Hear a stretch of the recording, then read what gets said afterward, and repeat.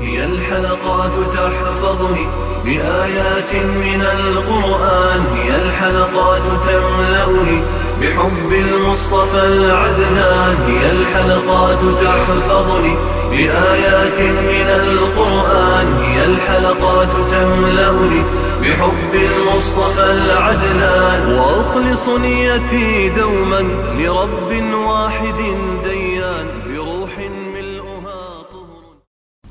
Sure Ahzab tefsiri 23. ayetten başlayıp okuyumuz inşallah. Bismillah, elhamdülillah ve salatu ve selamu ala Resulillah. Esselamu aleyküm ve rahmetullahi ve berekatuhu. Tövende diktanlağa İbn Kathir rahimahullah'ın Kur'an-ı Kerim tefsiri Uygurca tercümesi Ahzab suresi 23. ayetten başlayıp okuyumuz inşallah. Euzubillahimineşşeytanirracim. Müminlerin içinde Resulullah bilen gazatga chiqqanda sabatlik bulup şehit bo'lganga qadar dadillik bilan jang qilish to'g'riliq Allohga bergan ahdini ishga oshirgan nurg'un kishilar bor. Ularning ba'zisi ahdiga vafo qilib shehid bo'ldi. Ba'zisi shehid bo'lishni kutmoqda. Ular Rabbiga bergan ahdisini hargiz o'zgartgani yo'q. Allah rastçılığı üçün ahirette en yaxşı mükafat berdi. Munafiqlarni ahdini buzg'ichi munafiq peti bu dunyodan ketkizib, agar xolasa azoblaydi ya ularni tavbaga muvaffaq qiladi. Allah haqiqatan bandalarga nihoyat mag'firat qilg'uchidir, nihoyat mehribondir. Mu'minlarning maydonida ching turganligi uchun medhilengenliki munafiqlarning işini kechiktirish to'g'risida. G'olib va buyuk Allah munafiqlarning Alloh taologa jangda chekinmaslikka bergan va'dasini buzganligini bayon qilgandan keyin mu'minlarni ularning Alloh taologa bergan va'dasi ustida davomli ching turganligi bilan sifatladi. Mu'minlarning ichida Rasululloh bilan g'azotga chiqqanda sabatlik bo'lib şehit bo'lgan qadar dadillik bilan jang qilish to'g'riliq Allohga bergan ahdini ishga oshirgan nurg'un kishilar bor. Ularning ba'zisi ahdiga vafo qilib shehid bo'ldi. Shehid bo'lishni ba'zisi kutmoqda. Ular Rabbining bergan ahdisini hargiz o'zgartgani yo'q. Ya'ni ular Alloh taologa bergan va'dasini o'zgartmadi va buzmadi. İmam Buxoriy Zayd ibn Sabitning mundaq deganligini rivoyat qiladi. Biz Qur'on Karimni yozgan chaqda Sura Ahzobdan bir oyatni yo'qitib qo'ydim. Uni payg'ambar alayhisalom o'qiganda anglaytdim. Uni biladigan Xuzayma ibn Sabit Ansoriy radhiyallohu anhudan boshqa hech odamni topolmadim. Payg'ambar alayhisalom Xuzaymaning guvohligini ikki erning guvohligi bilan barobar qilgan edi. U oyat bo'lsa-mu mu'minlarning ichida Rasululloh bilan g'azotga chiqqanda sabatlik bo'lib shehid bo'lgan qadar dadillik bilan jang qilish to'g'riliq Allohga bergan ahdini ishga oshirgan nurg'un kishilar bor degan oyat edi. Bu hadisni Imom Ahmad, Tirmizi va Nasa'iy qatorliqlar rivoyat qilgan. İmam Buxoriy Anas ibn Malik radhiyallohu anhuning mundaq deganligini rivoyat qiladi. Biz bu oyatni Anas ibn Nazir radhiyallohu anhu haqida nozil bo'ldi deb qaraymiz. İmam Ahmad Anas radhiyallohu anhuning mundaq deganligini rivoyat qiladi. Tag'am Anas ibn Nazir radhiyallohu anhu payg'ambar alayhisalom bilan birga Bedir urushiga qatnashmadi deb tizim qilindi. Bu uningga ig'ir keldi. U mundaq dedi. Payg'ambar alayhisalom qatnashgan birinchi qitimliq jangda men yo'q bo'lib qoldim. Agar Alloh buningdan keyin payg'ambar alayhisalom bilan birga biror jangni menga muyassar qilsa, mening nima qiladiganligimni g'olib va buyuk Alloh albatta biladi. Anas u uningdan boshqa so'zni qilishdan qo'rqdi dedi. u payg'ambar alayhissalom bilan Uhud urushi qatnashdi. U jang maydonida Said ibn Muaz radhiyallohu anhu bilan uchrashdi. Anas ibn Nazir Saidga mundaq dedi: "Ey Said, qayaga? Pah, jannatning xushpuroqlariga. Men onu haqiqatan Uhud tarafdan kelayotganligini bilyapman," dedi. O düşmanlar bilan shahid bo'lg'icha urushdi. Uning jasadida 80 necha qilich, nayza, o'q yalani izlari tepildi. Uning hamshirisi mundaq dedi: "Men qarindishimni faqat barmoqlar bilanla toniy oldim. La ilaha illalloh Muhammad rasululloh." Mu'minlarning ichida Rasululloh bilan g'azotga chiqqanda sabatlik bo'lib, shahid bo'lganga qadar dodillik bilan jang qilish to'g'riliq Allohga bergan ahdini ishga oshirgan nurg'un kishilar bor. Ularning ba'zisi ahdiga vafo qilib shahid bo'ldi, ba'zisi shahid bo'lishni kutmoqda. Ular Robbiga bergan ahdisini hargiz o'zgartgani yo'q. Sahobalar bu oyat Anas ibn Nazir ve onun şehit bulgan hamralar hakkında nazil kılındı deb qaraydı.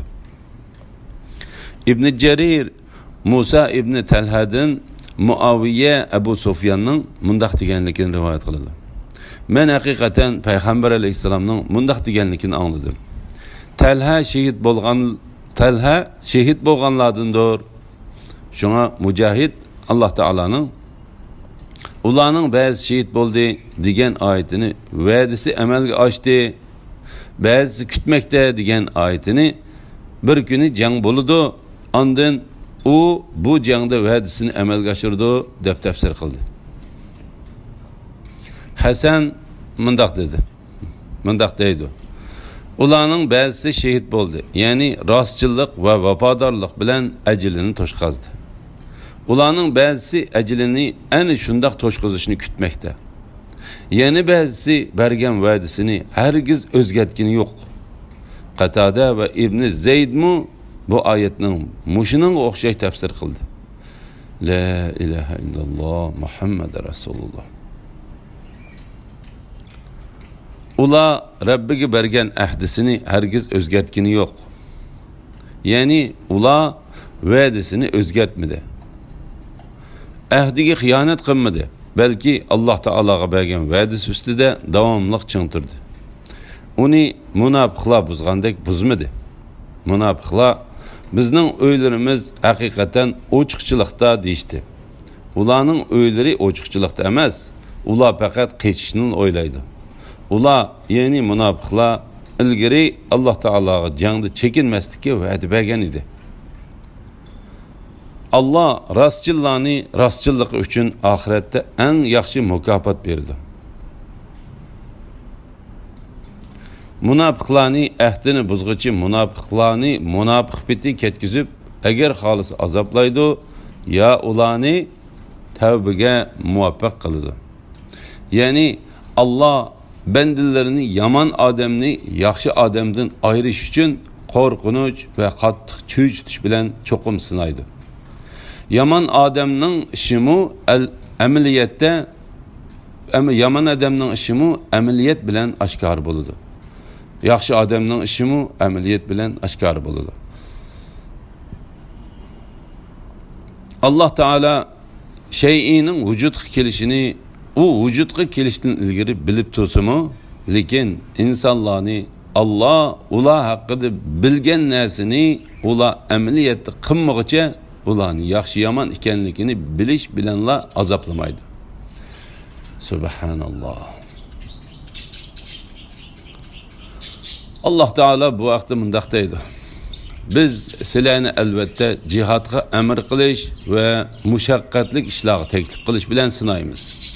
Toki sizlarning ichinglardan Allohning yo'lida jihad qilguvchilarni va jihadning mushaqqatlariga chidamliq bergichiliklarni bilganga sirlaringlardan voqif bo'lgan qadar garchi shay'i vujudga kelishdan ilgari u shay'i to'g'risidagi bilim Allah burun hosil bo'lgan bo'lsa-mu, bu oyatdagi bilish shay'i vujudga kelgandan keyingi bilish hisoblandi.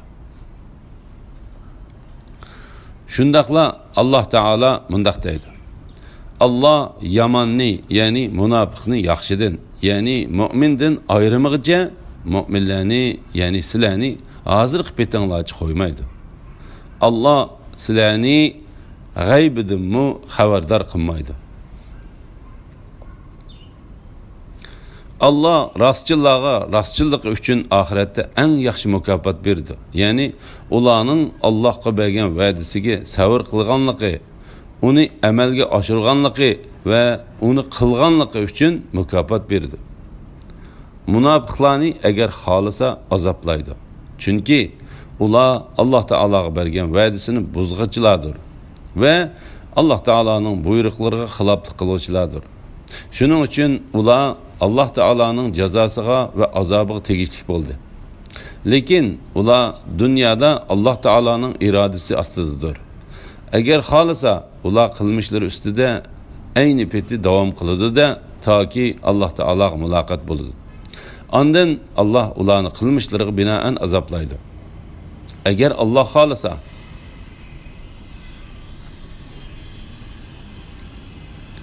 ularni nifaqdan qutuldirib, to'liq iymon keltirishga, fisqi va gunohdan keyin yaxshi amal qilishga hidoyat qilish bilan ularning tavbasini qabul qiladi. Buyuk va yuksak Alloh taoloning maxluqotlariga bo'lgan rahmati va shafqati uning g'azabini besib tushganligi uchun mundaq deydi. Allah haqiqatan bandalarga nihoyatda mag'firat qilguvchidir, nihoyatda mehribondir. Allah kafirlar, ya'ni Madinaga hujum qilgan ittifoqdosh qo'shinni xap qaytirdi. Ular maqsadiga yetolmadi. Allah dushmanga bo'ron va farishtalarni oprida qilib, mu'minlarni urushsiz g'alabaga erishtirdi. Allah kuchlidir, g'olibdir. Alloh taolaning ittifoqdosh qo'shinni ziyon tortgan va rasvo bo'lgan holatida qaytirganlik to'g'risida. Allah Teala bu ayette ittifaqdosh qo'shinni ularga qarshi bo'ron va ilohiy qo'shin avatish bilan ularni Madinadan qo'g'lab chiqarganligini xabar qiladi. Agar Alloh payg'ambarini butun ahli jahon uchun rahmat qilib avatmagan bo'lsa edi, ularga avatilgan bu bo'ron cho'qim Samud qavmiga avatilgan yomg'irsiz bo'rondanmi qattiq bo'lgan bo'ladi. Lekin Alloh taolo bu vaqtda mundaq deydi. Sen ularning ichida turgan chig'ingda seni hurmatlash yuzasidan Alloh ularga azob qilmaydi. Alloh ittifoqdosh qo'shiniga qattiq shamolni avatdi. Shamol ularning jamiyasini firqa-firqaga bo'lib etdi. Ularning yig'ilish sababi nafs xohishiga ergishish edi. Ular turli qabilalardan yig'ilgan, har xil fikr iqimdagi guruh kishilardir. Shunlashqa ularga shamolning avatilishi toza muvofiq bo'ldi. Shamol ularning jamiyasini firqa qilib etdi.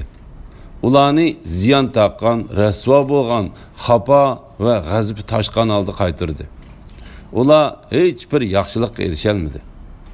Dunyoda ko'ngillariga pukkan zafarga erishmoqchi bo'lgan g'animatga nail bo'la olmadi. Ularning payg'ambar alayhisalomga dushmanlik bilan qarshi chiqqan, uni o'ldirishga, uning qo'shinini talto'kis yo'qotishga bel bog'lagan gunohlarini oxiratga yutib borganligi uchun oxiratdagi yaxshilikdan quruq qoldi. Bir odam biror ishni qilishga bel bog'lasa va bel bog'lagan ishni qilishga ishonsa, amaliyotda shu ishni qiyg'ichiga o'xshaydi. La ilaha illalloh Muhammad Rasululloh. Allah dushmanga bo'ron va farishtalarni oprida qildi. Oprida qilib, mu'minlarni urushsiz g'alabaga erishtirdi. Ya'ni mu'minlar dushmanlarini yurtidan haydab chiqarish uchun ular bilan maydonga tushib, elishishga hojat tushmadi. Balki Allah kafirlarga o'zi yolg'iz tetidi. Bandisiga nusrat ato qildi. Qo'shinini g'alabaga erishtirdi. Shuning uchun payg'ambar alayhisalom mundaq degan: yolg'iz Alloh taolodan boshqa hech iloh barhaq yo'qdir. Alloh va'dasini ishga oshirdi. Bandisiga nusrat ato qildi. Qo'shinini g'albiga erishtirdi. İttifoqdosh qo'shinni o'z yolg'iz mag'lub qildi. Alloh taolodan g'olib hech narsa yo'qdir. Bu hadisni Imom Buxoriy va Muslim Abu Hurayra radhiyallohu anhudan rivoyat qilgan.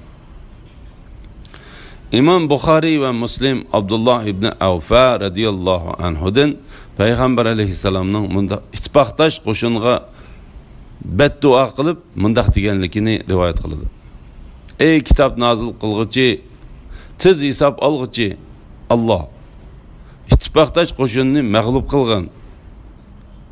Ey Alloh, ularni mag'lub qilgan, qattiq silkib cho'chitib etgan. Allah mu'minlarni urushsiz g'albiga erishtirdi degan oyatida mu'minlar bilan Quraysh orasidagi urushning xotimi berilganligiga ishorat bor. Amaliyotda shunday bo'ldi. Mushriklar ularga hujum qilib kelolmadi. Bu vaqtda Imom Ahmad Sulaymon ibn Sard radhiyallohu anhudan payg'ambar alayhisalomning Ahzab g'azoti kuni mundaq deganligini rivoyat qiladi: endi biz ularga g'azot yurish qilamiz. Ular bizga yurish qila olmaydi. Buxoriy bu hadisni shunday rivoyat qildi. Alloh kuchlidir, g'olibdir. Ya'ni Alloh o'z kuchi va quvvati bilan ularni umidsiz maqsadiga erishalmagan holda qaytardi. Alloh islomni va uning ahlini g'olib qildi. Va'dasini amalga oshirdi. Payg'ambari va bandisiga nusrat ato qildi. Jimi hamd sana va madhiya Alloh taologa mansubdir.